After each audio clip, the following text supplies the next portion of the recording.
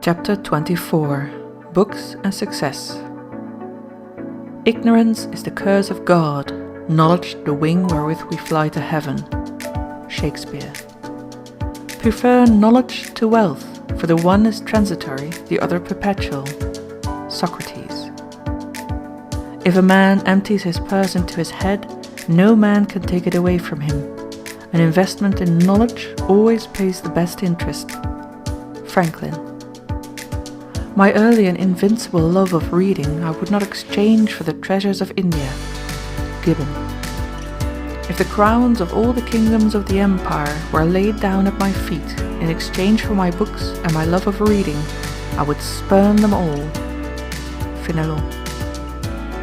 Who of us can tell what he had been had Cadmus never taught the art that fixes into form the thought, had Plato never spoken from his cell, or his high harp blind Homer never strung? Bulwer. When friends grow cold, and the converse of intimate languishes into vapid civility and commonplace, these only continue the unaltered countenance of happier days, and cheer us with that true friendship which never deceived hope, nor deserted sorrow. Washington Irving. Do you want to know, asks Robert Collier, how I managed to talk to you in this simple Saxon? I read Bunyan, Crusoe, and Goldsmith when I was a boy, morning, noon, and night. All the rest was task work. These were my delight, with the stories in the Bible, and with Shakespeare, when at last the mighty master came within our doors. The rest were a senate to me. These were like a well of pure water, and this is the first step I seem to have taken of my own free will toward the pulpit. I took to these as I took to milk, and, without the least idea of what I was doing, got the taste for simple words into the very fibre of my nature. There was day school for me until I was 8 years old, and then I had to turn in and work 13 hours a day. From the days when we used to spell out Crusoe and old Bunyan, there had grown up in me a devouring hunger to read books. It made small matter what they were, so they were books. Half a volume of an old encyclopedia came along, the first I'd ever seen. How many times I went through that I cannot even guess. I remember that I read some old reports of the Missionary Society with the greatest delight. There were chapters in them about China and Labrador. Yet I think it is in reading as it is in eating. When the first hunger is over, you begin to be a little critical, and will by no means take to garbage if you are of a wholesome nature. And I remember this because it touches this beautiful valley of the Hudson. I could not go home for the Christmas of 1839, and was feeling very sad about it all, for I was only a boy, and sitting by the fire, an old farmer came in and said, "I noticed thou's fond of reading, so I brought thee summat to read." It was Irving's sketchbook. I had never heard of the work. I went at it, and was as them that dream. No such delight had touched me since the old days of Crusoe. I saw the Hudson and the Catskills, took poor Rip at once into my heart, as everybody has, pitied Ichabod while I laughed at him, thought the old Dutch feast a most admirable thing, and long before I was through, all regret at my lost Christmas had gone down with the wind, and I had found out there are books and books. That vast hunger to read never left me. If there was no candle, I poked my head down to the fire, read while I was eating, blowing the bellows, or walking from one place to another. I could read and walk 4 miles an hour. The world centered in books. There was no thought in my head of any good to come out of it. The good lay in the reading. I had no more idea of being a minister than you elder men, who were boys then in this town, had that I should be here tonight to tell this story. Now, give a boy a passion like this for anything, books or business, painting or farming, mechanism or music, and you give him thereby a lever to lift his world and a patent of nobility, if the thing he does is noble. There were 2 or 3 of my mind about books.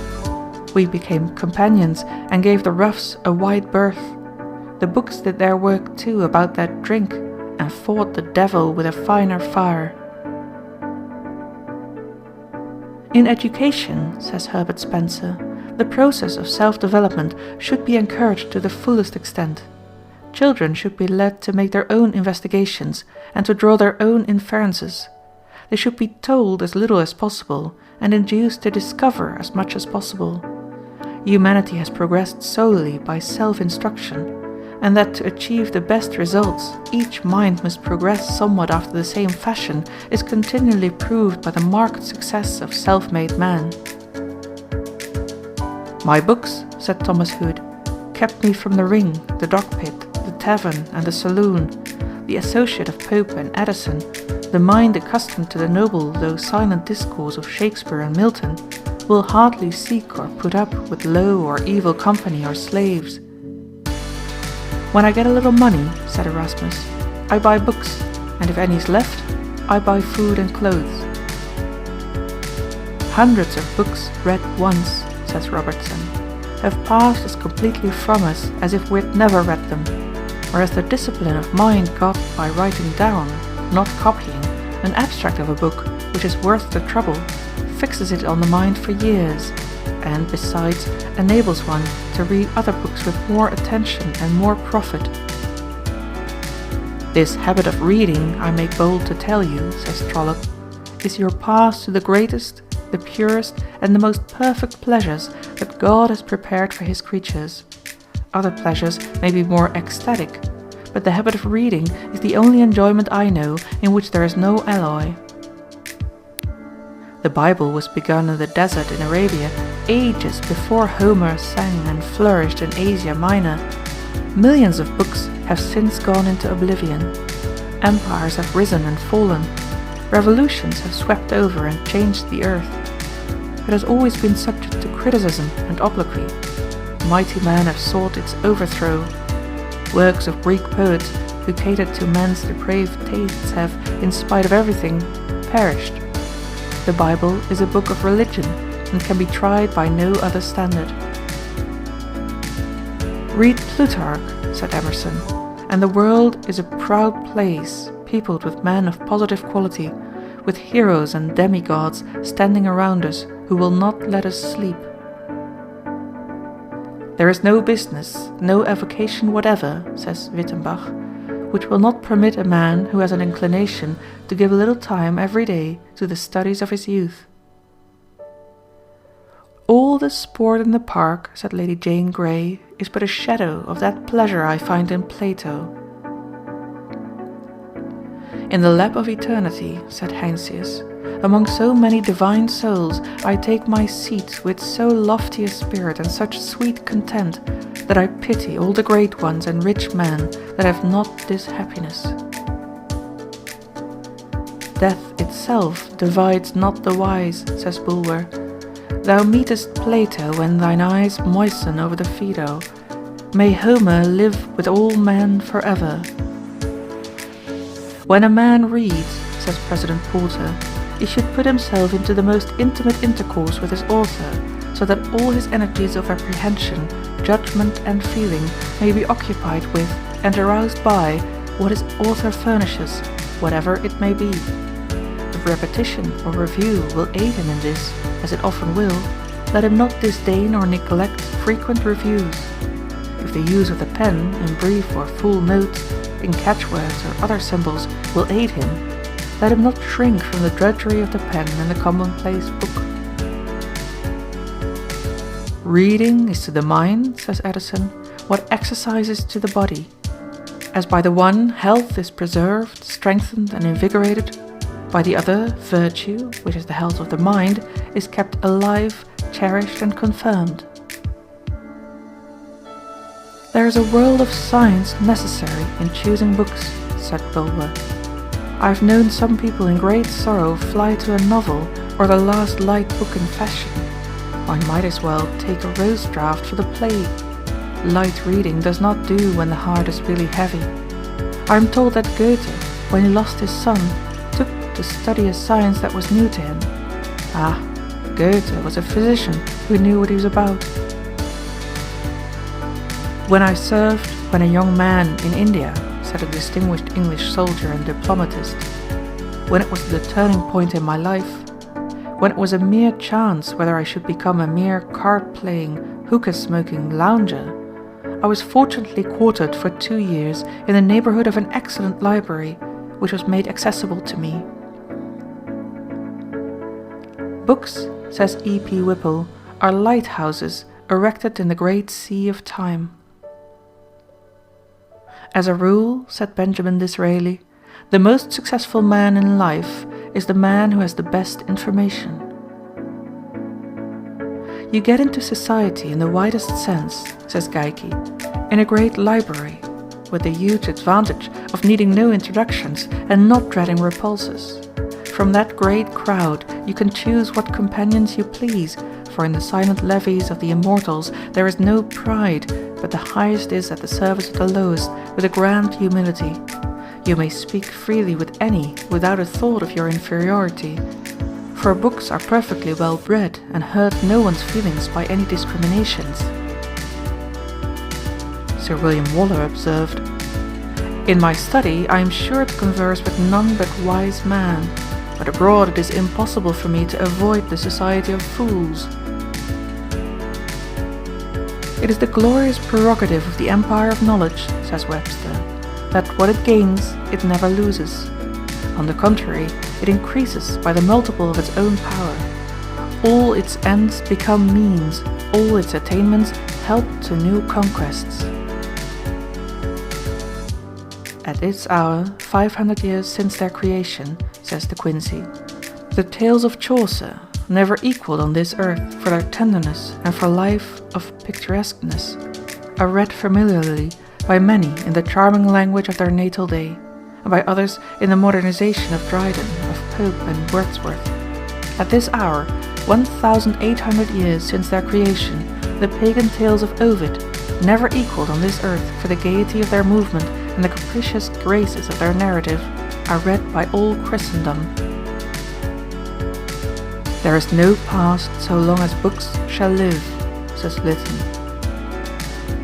No wonder Cicero said that he would part with all he was worth so he might live and die among his books, says Geikie.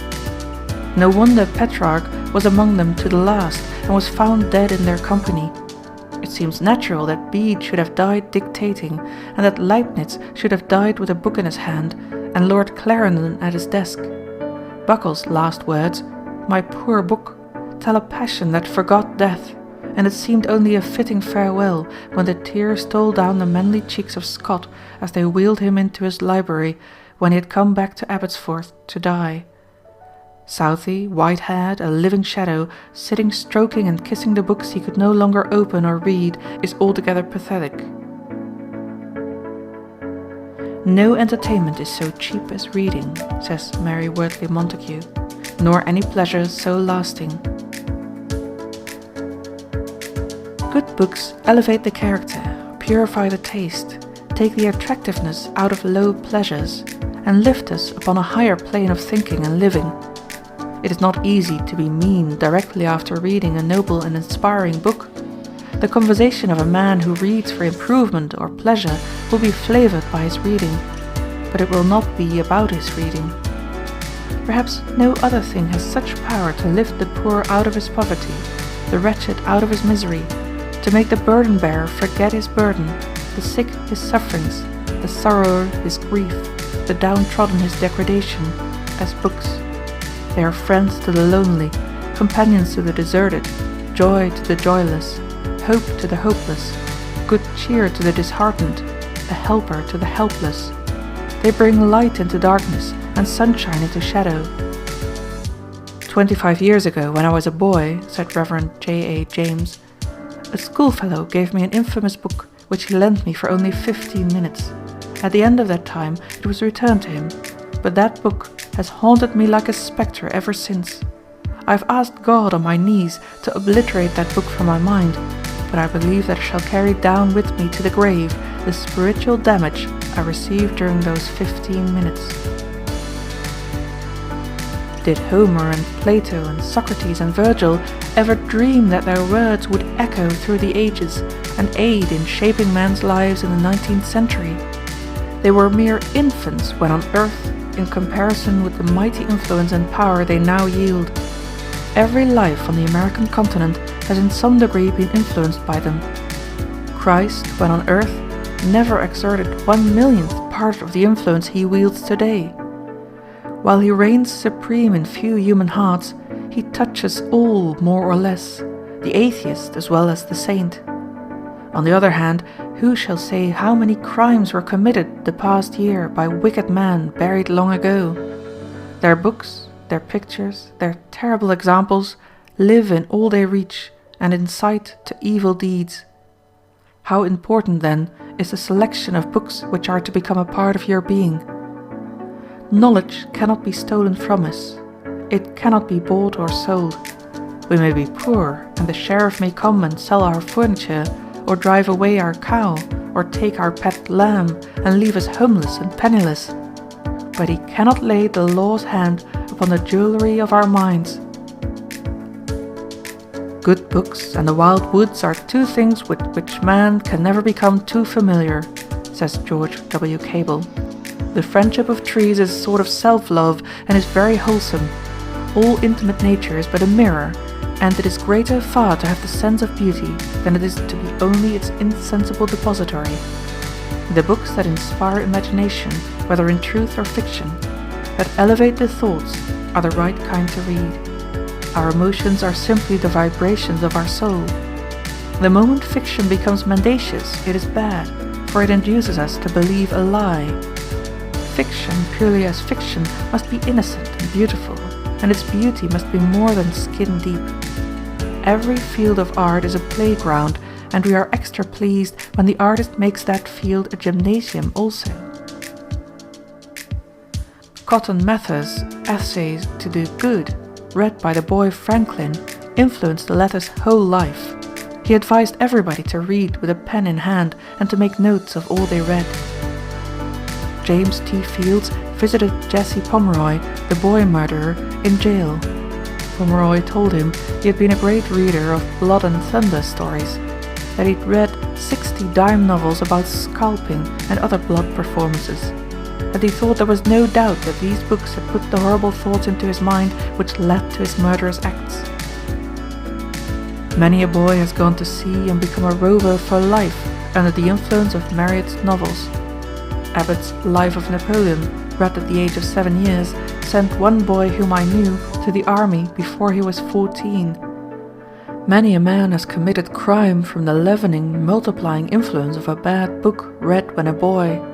The chaplain of Newgate Prison in London, in one of his annual reports to the Lord Mayor, referring to many fine-looking lads of respectable parentage in the city prison, said that he discovered that all these boys, without exception, had been in the habit of reading those cheap periodicals which were published for the alleged amusement of youth of both sexes. There is not a police court or a prison in this country where similar cases could not be found. One can hardly measure the moral ruin that has been caused in this generation by the influence of bad books. In the parlour window of the old mossy vicarage where Coleridge spent his dreamy childhood lay a well-thumbed copy of that volume of Oriental fancy, The Arabian Nights, and he has told us with what mingled desire and apprehension he was wont to look at the precious book, until the morning sunshine had touched and illuminated it, when, seizing it hastily, he would carry it off in triumph to some leafy nook in the vicarage garden, and plunge delightedly into its maze of marvels and enchantments. Beecher said that Ruskin's works taught him the secret of seeing, and that no man could ever again be quite the same man or look at the world in the same way after reading him. Samuel Drew said, Locke's essay on the understanding awakened me from stupor and induced me to form a resolution to abandon the grovelling views I had been accustomed to maintain. An English tenor, whose leather gained a great reputation, said he should not have made it so good if he had not read Carlyle. The lives of Washington and Henry Clay, which Lincoln borrowed from neighbors in the wilderness and devoured by the light of the cabin fire, inspired his life. In his early manhood he read Paine's Age of Reason and Volney's Ruins, which so influenced his mind that he wrote an essay to prove the unreliability of the Bible. These two books nearly unbalanced his moral character, but fortunately, the books which fell into his hands in after years corrected this evil influence. The trend of many a life for good or ill, for success or failure, has been determined by a single book. The books which we read early in life are those which influence us most. When Garfield was working for a neighbor, he read Sinbad the Sailor and The Pirate's Own Book. These books revealed a new world to him, and his mother with difficulty kept him from going to sea. He was fascinated with the sea life which these books pictured to his young imagination. The Voyages of Captain Cook led William Carey to go on a mission to the heathen. The Imitation of Christ and Taylor's Holy Living and Dying determined the character of John Wesley. Shakespeare and the Bible, said John Sharp, made me Archbishop of York. The Vicar of Wakefield awakened the poetical genius in Goethe. I have been the bosom friend of Leander and Romeo, said Lowell. I seem to go behind Shakespeare and to get my intelligence at first hand. Sometimes in my sorrow a line from Spenser steals in upon my memory as if by some vitality and external volition of its own, like a blast from the distant trump of a knight pricking toward the court of Faery, and I am straightway lifted out of that sadness and shadow into the sunshine of a previous and long-agone experience. Who gets more enjoyment out of eating, asks Amos R. Wells, the pampered millionaire whose tongue is the wearied host of myriads of sugary, creamy, spicy guests, or the little daughter of the laborer, trotting about all the morning with helpful steps, who has come a long 2 miles with her father's dinner to eat it with him from a tin pail? And who gets the more pleasure out of reading, the satiated fiction glutton, her brain crammed with disordered fragments of countless scenes of adventure, love and tragedy, impatient of the same old situations, the familiar characters, the stale plots? She or the girl who is fired with a love for history, say, who wants to know all about the grand old, queer old Socrates, and then about his friends, and then about the times in which he lived, and then about the way in which they all lived, then about the Socratic legacy to the ages? Why will that girl ever be done with the feast? Can you not see, looking down on her joy with a blessing, the very lord of the banquet, who has ordered all history and ordained that the truth he fashions shall be stranger always than the fiction man contrives? Take the word of a man who has made full trial of both. Solid reading is as much more interesting and attractive than frivolous reading, as solid living is more recreative than frivolous living. I solemnly declare, said Sidney Smith, that but for the love of knowledge, I should consider the life of the meanest hedger and ditcher as preferable to that of the greatest and richest man in existence, for the fire of our minds is like the fires which the Persians burn in the mountains. It flames night and day, and is immortal, and not to be quenched. Upon something it must act and feed, upon the pure spirit of knowledge, or upon the foul dregs of polluting passions. Therefore, when I say in conducting your understanding, love knowledge with a great love, with a vehement love, with a love coeval with life, what do I say but love innocence, love virtue, love purity of conduct, love that which, if you are rich and great, will vindicate the blind fortune which has made you so, and make man call it justice. Love that which, if you are poor, will render your poverty respectable, and make the proudest feel it unjust to laugh at the meanness of your fortunes. Love that which will comfort you, adorn you, and never quit you, which will open to you the kingdom of thought, and all the boundless regions of conception, as an asylum against the cruelty, the injustice, and the pain that may be your lot in the world. That which will make your motives habitually great and honorable, and light up in an instant 1,000 noble disdains at the very thought of meanness and of fraud. Do I feel like hearing an eloquent sermon? Spurgeon and Beecher, Whitefield, Hall, Collier, Phillips Brooks, Canon Farrer, Dr. Parker, Talmage are all standing on my bookcase, waiting to give me their greatest efforts at a moment's notice. Do I feel indisposed and need a little recreation? This afternoon I will take a trip across the Atlantic, flying against the wind and over breakers without fear of seasickness on the ocean greyhounds. I will inspect the world-renowned Liverpool docks, take a run up to Hawarden, call on Mr. Gladstone, fly over to London and take a run through the British Museum and see the wonderful collection from all nations, go through the National Art Gallery, through the Houses of Parliament, visit Windsor Castle and Buckingham Palace, call upon Queen Victoria, the Prince of Wales, take a run through the Lake region and call upon the great writers, visit Oxford and Cambridge, cross the English Channel, stop at Rouen, where Joan of Arc was burned to death by the English, take a flying trip to Paris, visit the tomb of Napoleon, the Louvre Gallery, take a peep at one of the greatest pieces of sculpture in existence, the Venus de Milo, which a rich and ignorant person offered to buy if they would give him a fresh one. Take a glance at some of the greatest paintings in existence along the miles of galleries. Take a peep into the Grand Opera House, the grandest in the world, to make room for which 427 buildings were demolished. Promenade through the Champs-Élysées, pass under the triumphal arch of Napoleon, take a run out to Versailles and inspect the famous palace of Louis XIV, upon which he spent perhaps $100 million. Do I desire to hear eloquent speeches? Through my books I can enter the Parliament and listen to the thrilling oratory of Disraeli, of Gladstone, of Bright, of O'Connor. They will admit me to the floor of the Senate, where I can hear the matchless oratory of a Webster, of a Clay, of a Calhoun, of a Sumner, of Everett, of Wilson.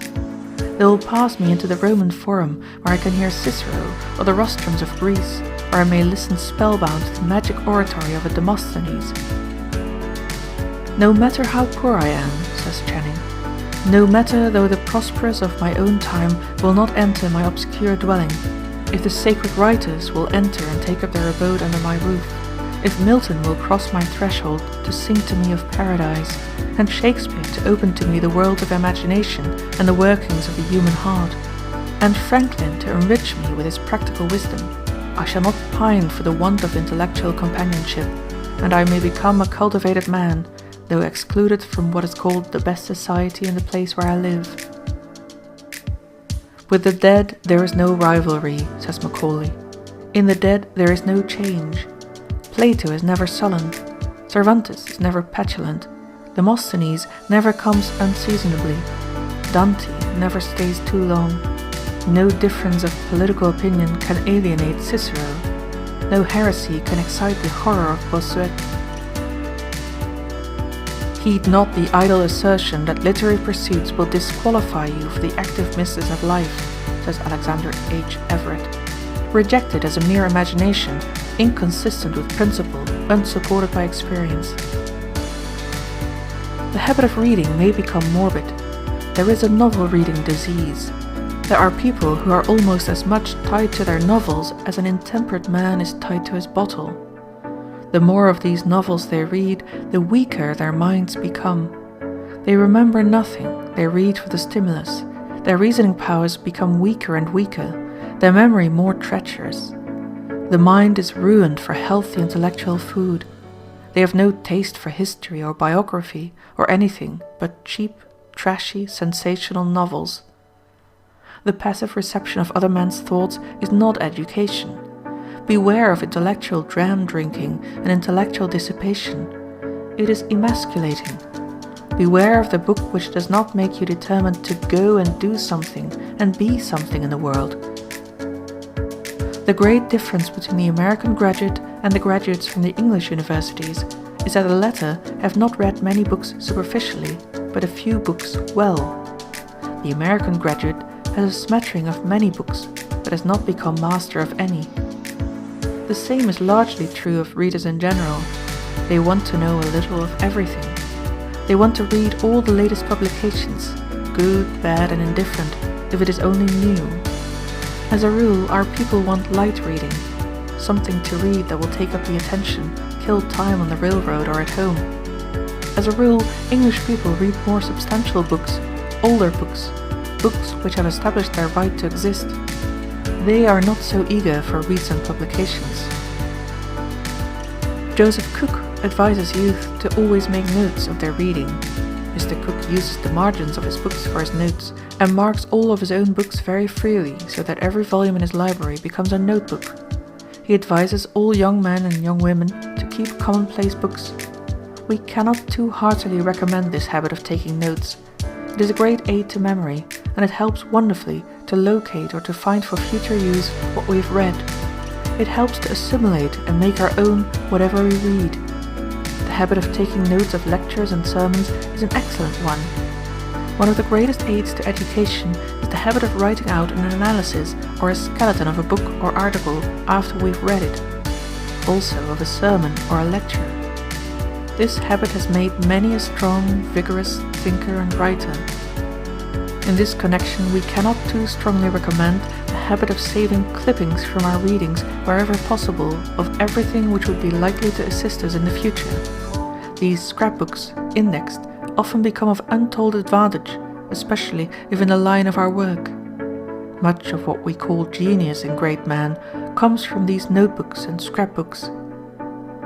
How many poor boys and girls who thought they had no chance in life have been started upon noble careers by the grand books of Smiles, Todd, Matthews, Munger, Whipple, Geikie, Thayer, and others.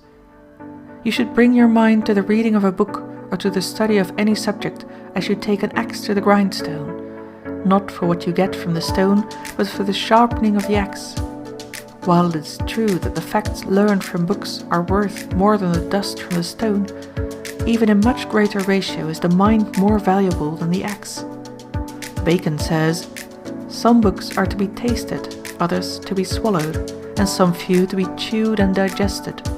That is, some books are to be read only in parts, others to be read but not curiously, and some few to be read wholly and with diligence and attention. Reading maketh a full man, conference a ready man, and writing an exact man. And therefore, if a man write little, he had need have a great memory; if he confer little, he had need have a present wit; and if he read little, he had need have much cunning to seem to know that he doth not. Histories make men wise, poets witty, the mathematics subtle, natural philosophy deep, morals grave, logic and rhetoric able to contend. End of chapter 24. She makes me